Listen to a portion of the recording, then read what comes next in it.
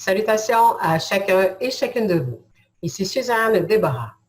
Aujourd'hui, je vous parle de la science des nombres, de la numérologie pleine conscience et vibratoire, au niveau des relations amoureuses.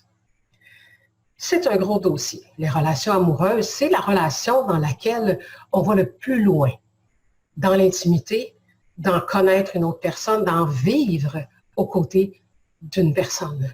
Donc, c'est sûr que la famille, on est longtemps, évidemment, dans notre famille, et aussi le couple. Donc, il y a beaucoup de proximité, il doit y avoir de la complicité, des affinités. Est-ce que c'est toujours le cas? Donc, je vous parle aujourd'hui des relations amoureuses, pas seulement dans le désir de rencontrer, mais pour être capable d'évaluer peut-être votre relation actuelle.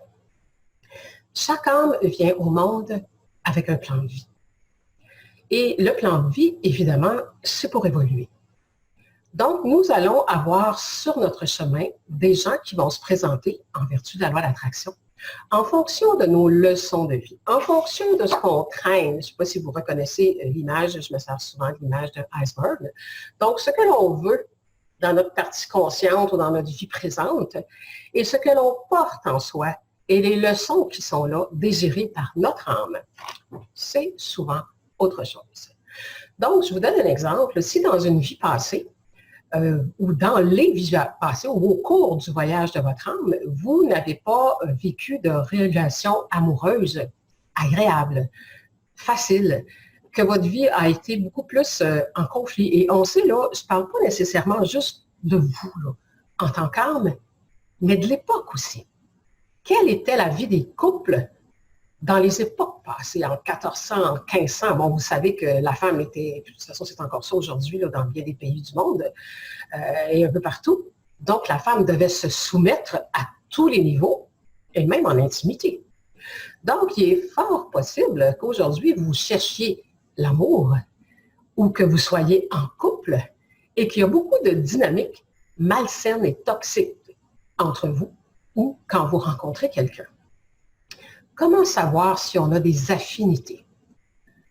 Affinité, ça veut juste dire qu'on va bien ensemble. Mais il y a des affinités négatives aussi, là. Là, on dit toujours, les affinités, c'est comme, OK, c'est cool.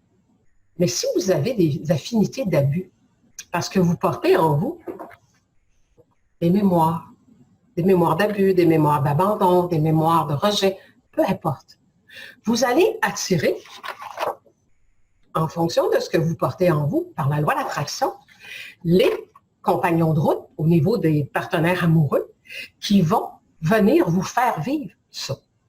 Évidemment, on parle de karma, on parle de pattern, mais on parle de leçons de vie.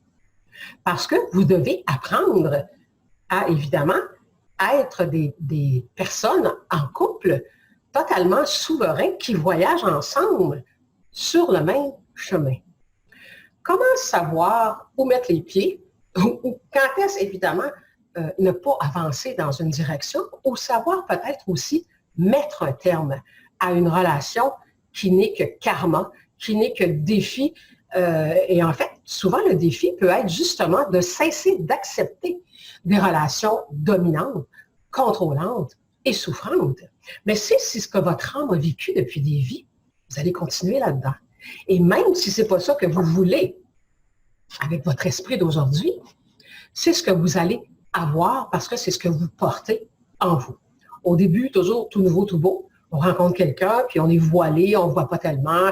Il y a l'aspect attirance, petit papillon qui rentre en ligne de compte là-dedans. Il y a l'aspect physique là, qui vient jouer. C'est un peu la colle qui met en fait les âmes ensemble pour régler des dossiers. Mais régler ce que vous avez à régler dans votre plan de vie n'inclut pas la souffrance. On dit on est sur Terre, puis on évolue en souffrance, ça c'est un choix. Et c'est sûr que ce choix-là, on peut le faire quand on a de plus en plus de connaissances. Si vous n'avez pas la connaissance de comment fonctionne le voyage de l'âme, vous avez l'impression d'être obligé de subir des choses ou des gens. Mais en fait, de plus en plus, on s'en va vers l'évolution en conscience et non en souffrance. Donc, si vous avez une leçon de vie à apprendre au niveau de la vie de couple, vous pouvez l'apprendre en conscience, en comprenant justement qu'est-ce que vous êtes venu travailler pour arrêter d'attirer des gens qui vont vous traiter comme ils le font.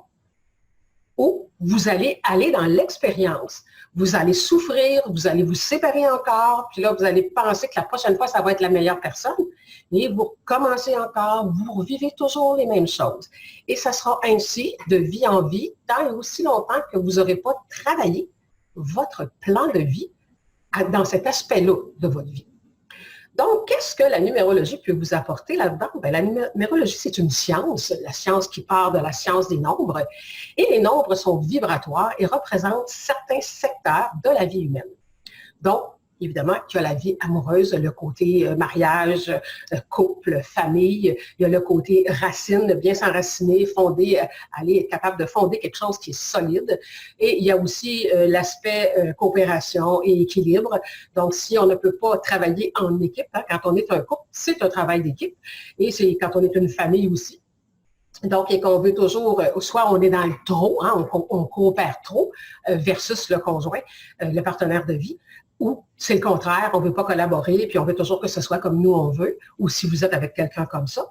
Donc, s'il y a des aspects comme ça dans l'être, dans l'âme de la personne avec qui vous vivez, ou que vous rencontrez, avec la numérologie, vous le savez d'avance. Donc, avec le nom et la date de naissance, vous pouvez savoir si vous avez des affinités. Mais les affinités, c'est évidemment, est-ce que j'ai des affinités pour le meilleur ou pour le pire? Donc, si vous rencontrez une personne, si vous, exemple, vous avez à votre plan de vie de travailler au niveau du couple parce que par les vies passées, vous n'avez pas été respecté, vous n'avez pas vécu bien ça, vos relations de couple, vous cherchez quelqu'un avec qui ça va aller bien. Mais ça n'arrivera pas tant aussi longtemps que vous n'allez pas régler ça. Si vous étiez quelqu'un qui était complètement soumis, qui pliait à tout, donc vous allez continuer là-dedans, même si ce n'est pas ça que vous voulez. Il faut vraiment régler ce dossier-là avant. Donc, si vous rencontrez une personne que vous avez l'habitude de plier en avant de tout parce que vous portez ça en vous, vous allez probablement rencontrer quelqu'un avec des affinités complémentaires qui va être plus dans le dominant, dans l'aspect, tu sais, là, je prends des décisions dans la vie, puis tout ça, puis toi, tu suis. Donc, c'est pas ça, être un couple qui va bien. On doit chacun devenir des personnes souveraines et évidemment, c'est être chacun bien dans sa peau, solide, avec confiance et on partage. On ne doit pas dépendre de quelqu'un pour être bien. Donc, tout ça part de vous et vous allez toujours, toujours, toujours attirer ce que vous portez en vous. Donc, si vous êtes célibataire ou à la recherche d'un partenaire de vie, vous avez besoin de savoir qui vous êtes, quelles sont vos forces, quelles sont vos carences dans votre vie et à quel niveau. Est-ce qu'il y en a au niveau du couple ou s'il se situe peut-être ailleurs au niveau du monétaire ou autre chose. Mais là, aujourd'hui, je vous parle des couples. Donc, à quoi vous devez faire attention et comment justement bien cerner la personne qui va venir dans votre vie. Même chose si vous êtes en couple, ça fait peut-être des années parce que c'est curieux parce que la nature humaine mesure comme la réussite d'un couple par le nombre d'années qu'on est ensemble. Donc, je pense qu'il faut arrêter d'aller dans cette direction-là parce que garder deux corps ensemble ne veut pas dire qu'on est bien et qu'il y a des affinités. Même si ça fait 15 ans que tu es avec quelqu'un et que vous êtes toujours mal, il y a toujours des conflits à régler, qu'il y a toujours des choses. Ce n'est pas un couple qui dure. Il dure dans la souffrance. Donc, à un moment donné, je pense qu'il faut mettre un terme à ça. On est rendu là. Ça ne veut pas dire de quitter le bateau à chaque fois qu'il y a quelque chose qui ne va pas. Mais même si on a appris le contraire, puis que les gens disent, ben, c'est évolué, puis en couple, il y a des concessions, puis tout ça, vous allez vous rendre compte, j'ai quelque chose à vous apporter éventuellement là, sur loi d'attraction et relations.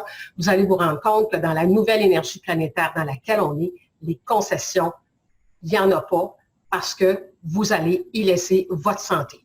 Il faut bouger différemment pour être capable de garder sa santé puis rester sur Terre.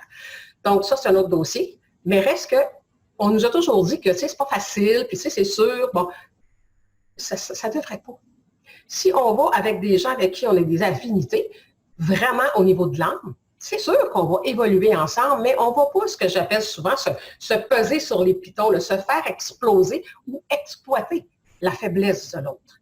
Et c'est ce qu'on fait en relation de couple actuellement dans la conscience que les humains ont de façon générale. Donc, c'est ce que je voulais vous amener en vous disant que avec la numérologie, vous avez certains aspects que vous allez pouvoir voir et vous allez avoir leur juste. Et moi, j'appelle ça, c'est voir au-delà. Voir au-delà de ce que vous voyez en surface quand vous rencontrez quelqu'un. Et vous allez voir à qui vous avez affaire tout de suite au niveau de son âme. Vous savez, les gens, ils peuvent vous dire n'importe quoi pour avoir ce qu'ils veulent. Quand est-ce que vous savez si les dires vont aller avec les agir, avec le temps? Mais est-ce que vous avez du temps à prendre pour souffrir ou du temps à perdre dans votre vie en apprenant à connaître quelqu'un? Oui, ça prend du temps à connaître quelqu'un. Mais quand vous travaillez avec son plan de vie, en regardant qui est cette âme-là et qu'est-ce qu'elle est venue faire sur Terre, vous venez d'accélérer drôlement le processus de connaissance de l'autre. Bien sûr, il faut regarder aussi, bon, avec le temps, là, s'il y a autre chose autour en surface, mais il me semble que c'est beaucoup plus logique de regarder la profondeur de l'être, puis après ça, regarder s'il y a des petites récompenses, des petits bonbons dans la personnalité de l'autre qu'on trouve agréable. Parce que même si l'autre, à l'extérieur, a l'air de quelqu'un comme ci, qui a réussi, qui a ci, qui a ça, c'est qui cet âme-là? Alors, je pense que si vous voulez vraiment être heureux, vous devez commencer par vous connaître et savoir où est-ce qu'ils sont les dangers pour vous dans votre évolution et de ne pas mettre les pieds avec quelqu'un qui va vous rentrer dedans dans vos leçons et inversement, et d'aller vers quelqu'un avec qui vous pouvez avoir des complémentarités. Donc, quelqu'un qui a peut-être réussi dans une autre vie, des vies de couple, et qui va pouvoir vous aider. C'est pas dit comme ça, mais c'est ressenti et c'est vécu comme ça, qui va pouvoir, en fait, sans même le savoir, dans son attitude, vous amener vers une relation de couple heureuse. Alors, c'est valable pour ceux qui cherchent à rencontrer un partenaire avec qui ça va aller bien. Et c'est valable aussi pour ceux qui sont actuellement en couple et que ça ne va pas bien et qui tentent tout pour faire, puis ils n'ont peut-être aucune affinité. Ils n'ont pas. Et quand je parle d'affinité, il y a tellement de choses à regarder. L'aspiration de l'âme, l'élan de l'âme. Si votre âme n'a pas la même vision du tout de ce que vous êtes venu faire sur Terre, vous allez tirer chacun de votre côté et ça va se ressentir dans tout. Dans les choix de vie, dans les activités, dans les choses, peu importe, ça va se ressentir dans tout. Mais ça prend du temps à découvrir. Tandis que quand vous prenez le nom, la date de naissance et que vous êtes capable aussi, c'est pas juste le nom puis la date de naissance, ça serait trop simple. Là. Sauf qu'il faut comprendre c'est quoi les karmas et il faut comprendre de quelle façon vous devez bouger ça. Et heureusement pour moi, j'ai le bagage pour travailler les karmas, donc je fais un mélange de tout ça avec la numérologie. C'est ce qui vous permet justement de voir de quelle façon va travailler. Je fais une synthèse et on regarde de telle façon, OK, tu n'as pas de cette essence-là vibratoire et à cause de ton plan de vie, si tu redresses ça, tu vas réussir à passer. Si tu ne le fais pas, tu n'arriveras pas à accomplir ce que ton âme veut. Alors, je vous en garde un peu pour la formation. On commence bientôt. Vous n'avez qu'à regarder les dates là, qui accompagnent cette vidéo. Je vous mets les liens avec ça et vous avez tous les détails. Alors, au plaisir de cheminer avec vous. Au revoir.